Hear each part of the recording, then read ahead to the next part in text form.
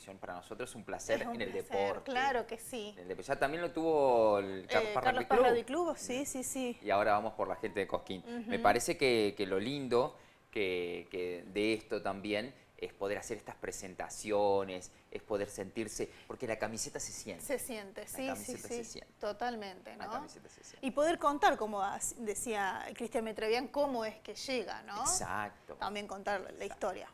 Exacto, muy lindo. Muy bien, Marce, cambiamos de información. Bien. Hablamos de salud. Esta semana hablamos toda la semana de salud bucal, ¿no? Empezamos con los niños en su momento sí, también hablando. Los bebés. Los bebés, los niños. Y ahora vamos por los adolescentes. Claro. Que ahí es donde empiezan a aparecer muchos problemas. Exacto. Y que Más por graves. ahí, más graves, y que por ahí no los tomamos en cuenta. Exacto. Bueno, por eso volvimos a nuestra odontóloga de cabecera, Patricia. A ver qué dice. Bueno, Patricia, preguntarte, ¿no? Sabemos que venimos hablando de la odontología y la importancia del cuidado bucal en las diferentes etapas de la vida y es la oportunidad de hablar un poco de la adolescencia, ¿no? Sí, una etapa muy importante donde tenemos como 3 circunstancias patológicas o 3 caminos que deberíamos abordar, que uno de ellos es los traumatismos tan frecuentes en los adolescentes, lo otro sería la patología infecciosa y lo otro sería lo congénito o lo genético ambiental. Entonces, vamos a describir un poquito esas 3 circunstancias. La primera de ellas, como manifesté, era la traumática. Es muy frecuente que en los adolescentes, dado la cantidad de deportes que practican, y los juegos y demás, tengamos traumatismos dentarios. Entonces, en ese momento es donde el odontólogo debe acompañar y debe considerar una urgencia, una fractura del elemento dentario o una avulsión, que es la pérdida del diente directamente por un golpe o traumatismo. ¿Suele ocurrir mucho esto? Es muy frecuente, hasta hay estadísticas, por ejemplo, que son más frecuentes en el sexo masculino que en el femenino, como así también en el incisivo central superior derecho.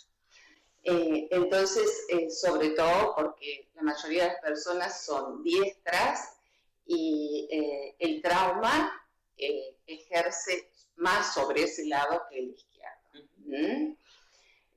Bueno, en esa circunstancia, como dijimos, será una emergencia donde la mamá o las personas que lo acompañen al adolescente se lo deben manifestar al odontólogo para que él actúe en consecuencia, porque hay circunstancias en que el adolescente pierde el elemento dentario y puede ser reimplantado si están dadas las condiciones del caso.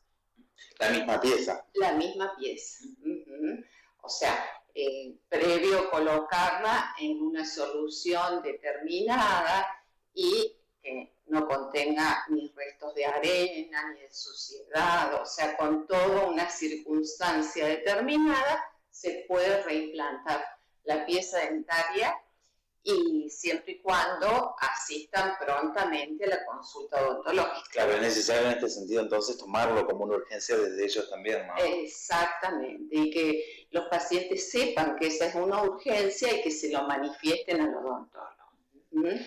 Y luego, bueno, también nombradas otras 2 características, ¿no? Exacto, que son muy frecuentes, por ejemplo, la enfermedad más común en el ser humano, que es la caries dental, y la caries dental también existen estadísticas de esta afección, donde es mucho más frecuente hasta los 21 años de edad, 21, 22 años de edad. ¿A qué se debe esto? Esto se debe especialmente a todo lo que es una consecuencia de la falta de higiene, porque la caries dental existe porque existe placa bacteriana. Normalmente, posterior a los 21 o 22 años, el ser humano ya sabe cómo higienizarse, ya mantiene una línea de conducta en lo que son los hábitos alimenticios, pero es mucho más frecuente esta enfermedad en etapas tempranas de la vida, por esa misma situación. Es mucho más frecuente en el niño y en el adolescente.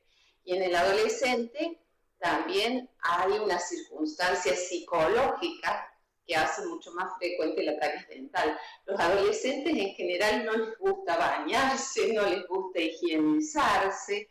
Es toda una situación muy característica.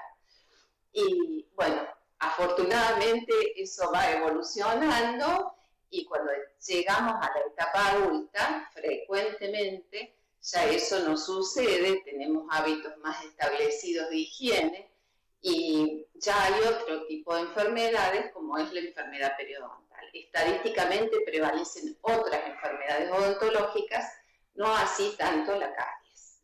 Bien, estamos hablando de una edad nada más y nada menos que de las más importantes, ¿no? En la etapa de crecimiento, porque bueno, es la salida de la niñez, el preingreso también a la adultez y bueno, con todo lo que ello conlleva, como decía recién. Exactamente, exactamente.